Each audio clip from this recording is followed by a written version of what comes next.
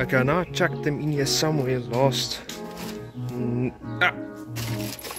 So I went and bought the bolts that I needed for the engine covers. So I guess I better get those on. This one, this one, this one, this one, and I'll need this. Hello. Hello. Huh? And I haven't even thrown it yet. Okay. Huh? Huh?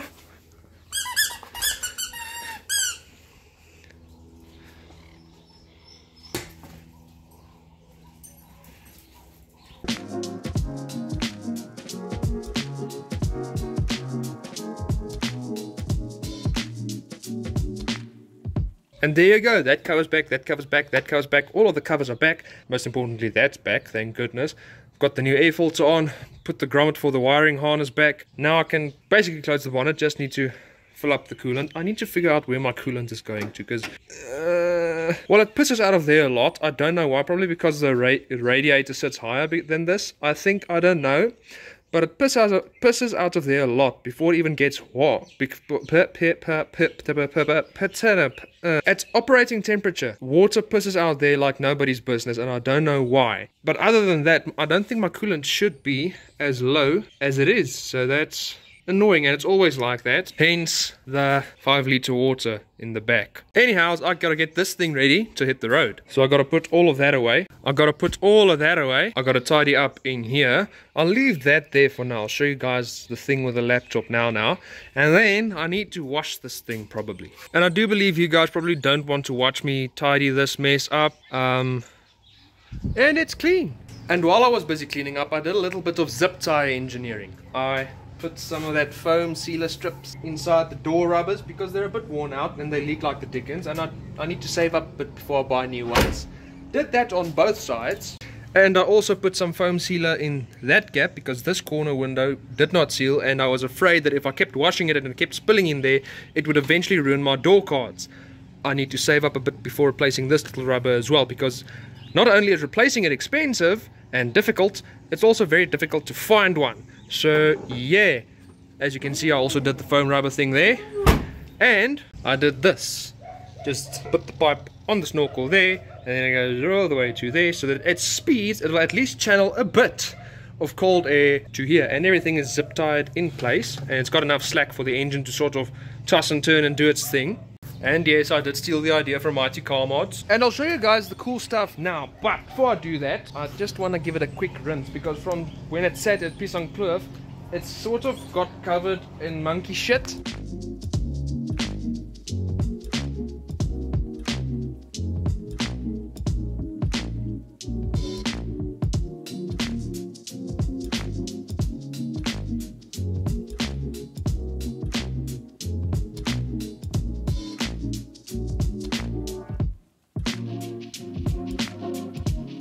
Okay, I was planning on just rinsing it, but then the neighbor came and lent me his foam cannon, so.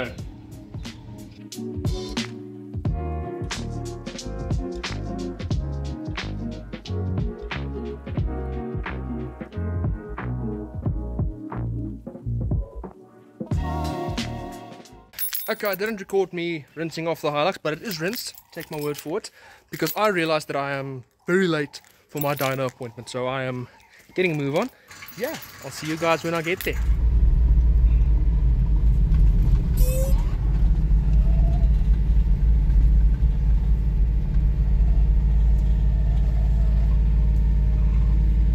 So yeah, it is currently the last Friday of the month. That means that here at FTF it is Dyno Friday, which means you get 2 runs for 150 bucks.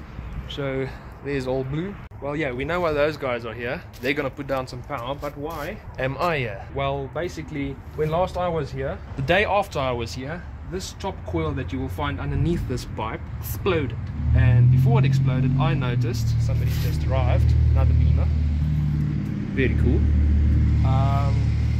Anyways, before it exploded, I noticed a drop in power, and obviously, having done the dyno day before, my mind immediately went to wait. Did I maybe lose that power before I put it on the dyno? Fudging the dyno results. So I'm back here. Also got all of this.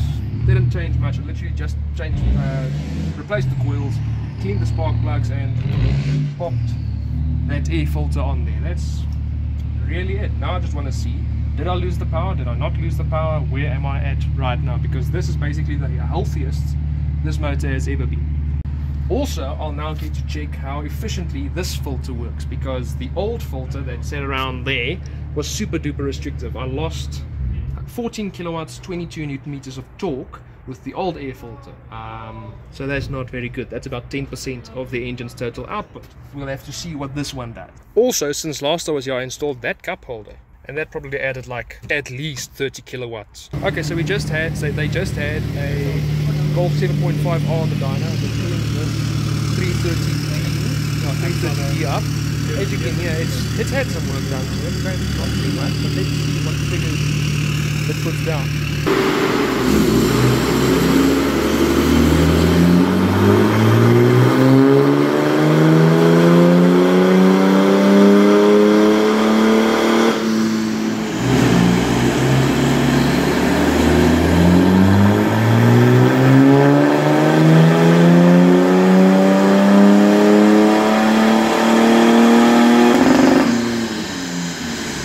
That one was remapped with a TCU tune and an exhaust, and it made about 220 kilowatts, which from what I've just been told is about 60 kilowatts over stock. So it's pretty cool how little work you need to get some proper figures out of these cars. But here comes the next one, also a 330D.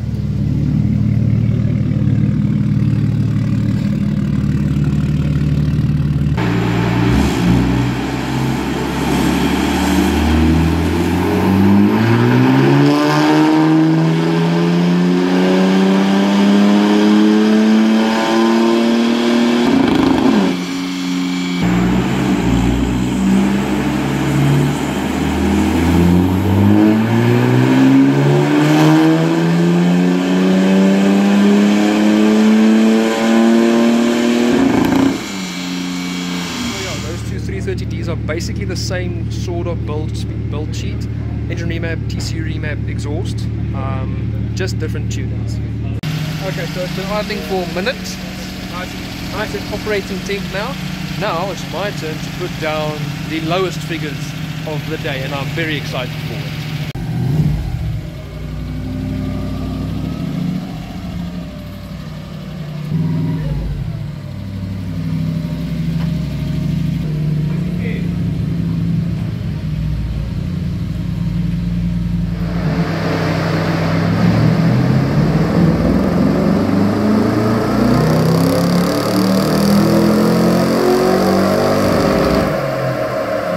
So far it's doing better. With a new filter it did 135 kilowatts. I didn't check the torque right then. I'll check the graph and get back to you guys later. So that's with a new filter, already much better than with the old one. The old one made like 120 something, so much better. Julian said it also feels a lot healthier, so that's good. That means my hunch about the coils might have been correctly. And now we're just quickly taking off the filter again to see if I might have gained a few kilowatts over the last time I was here. So my hopes are high.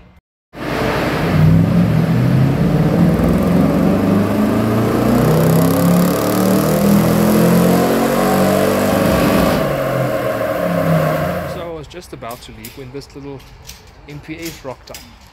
Sounds like quite a bit of work has gone into it. Boosting 2.5 bar, bigger turbo, and a cob access port, as well as a forged bottom end. Quite keen to see what this is going to do on the dyno.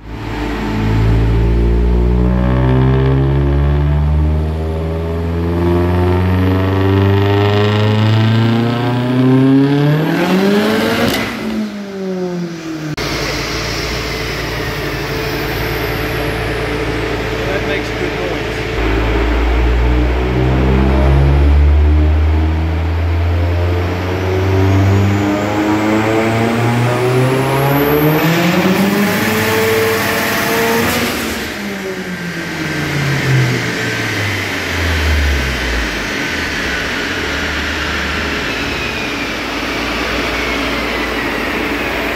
So it put down, as you saw, quite a bit of power, but then it started spinning again, so they couldn't quite get a figure on this one today. Apparently, It's going to do a quick pull for us so we can see how this thing puts all that power down to the pavement. So let us go outside real quick.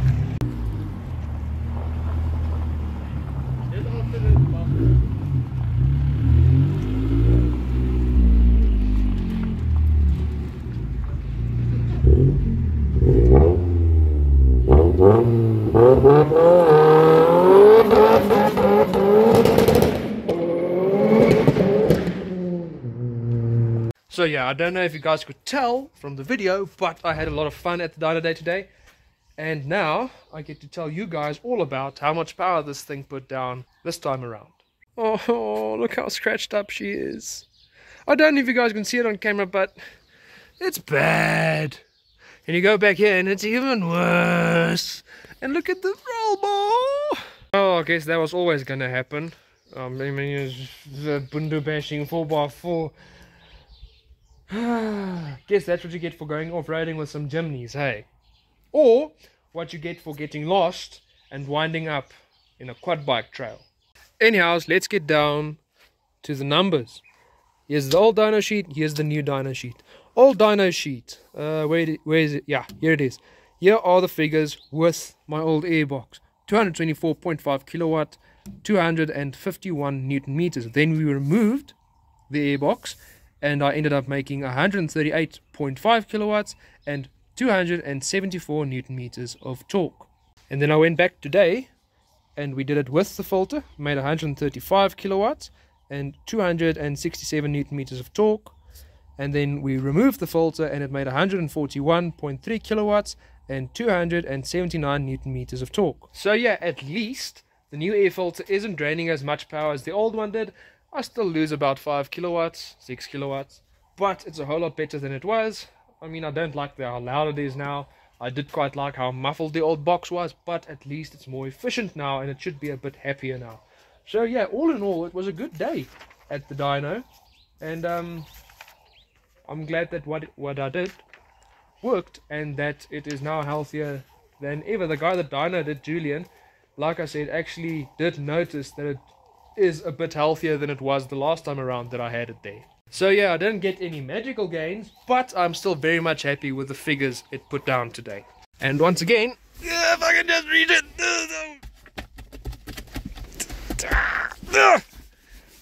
And once again, I got a book and a sticker. And now, without further ado, I can get around to what I have been promising this entire video now. And that would simply be to connect that thing to that thing using that thing. This is just a little cable you can buy from Dictator that cost about 400 bucks. This will allow my laptop to plug into the ECU. Last night I went ahead and downloaded the necessary software and the FTDI drivers to make the laptop actually interface with the ECU, and I double checked that I had it set up to the correct COM port. I think mine is COM port 3. I'll double check now anyway. So let's start this thing up and see what the laptop says. When you buy the cable, it also comes with these instructions. Okay, so the laptop is plugged in. Let's just... oh, you can't see that. Okay, so let's scroll down. Get the Dictator software. Wait for it to do the thing. It's gonna do a thing. File options, COM port 3. Yep, I'm using COM port 3. So go back to the data page and start her up. Here you can see already it's communicating with my laptop. And there you go.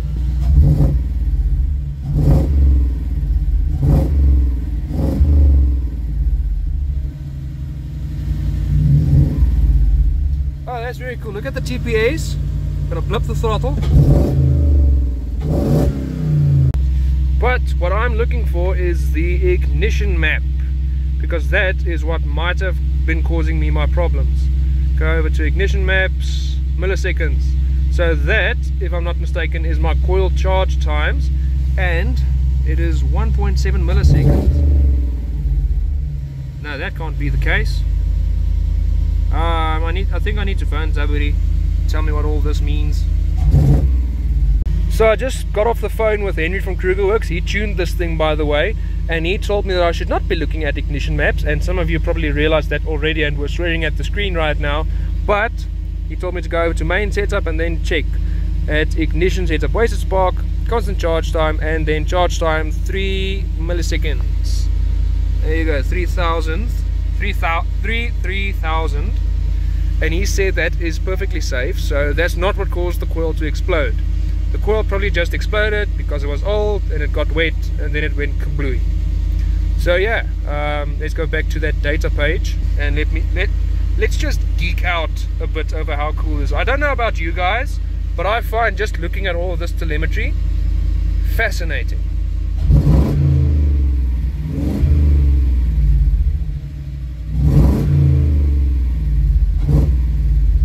Now I just need to figure out what all of that actually means, because I understand some of the stuff like RPM and TPS and boost.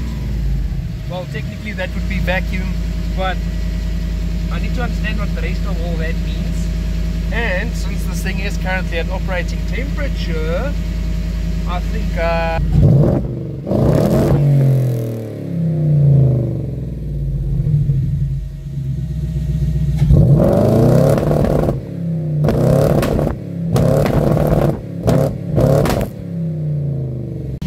apologize for the phone falling over, I guess, but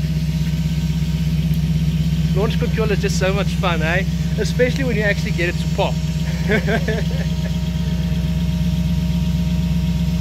Well, I guess I'm done for the day. I hope you guys enjoyed the video. Let me know what you guys want to see more of, what you want to see less of.